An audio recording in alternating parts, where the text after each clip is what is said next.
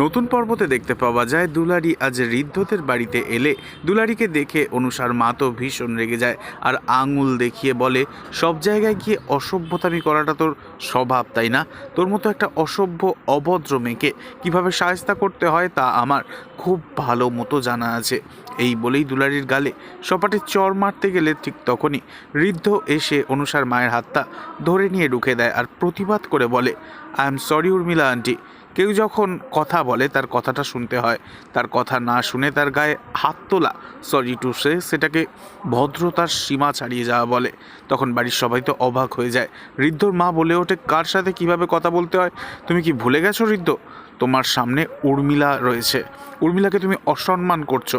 আর এটা হলো ওই মেয়েটা যে কিনা আমাদের পার্টিটা সেদিন স্পয়েল করেছিল, ওর জন্য তোমার মায়ের অনেক প্রেস্টিজ লস হয়েছে, তুমি কি ভুলে গেছো? আর এই মেয়ে, তোমার সাহস কি করে হয় এই বাড়ির ভিতরে ঢুকে পড়ার? এই কথা শুনে চোখের জল ফেলতে থাকে দুলারি, ভীষণই অপমানিত বোধ করে সে। এরপর গুলটির হাত ধরে ঋদ্ধদের বাড়ির থেকে বেরিয়ে আসে দুলারি। তবে কি আগামী দিনে ঋদ্ধর মাকেই বরণ করে তুলতে হবে দুলারিকে পুত্রবধূ রূপে? সেদিন কি হবে তখন নয়নতারা চৌধুরীর প্রেস্টিজ? নেক্সট আপডেট জানতে এক্ষুনি সাবস্ক্রাইব করে আমাদের সাথেই থাকুন। ধন্যবাদ।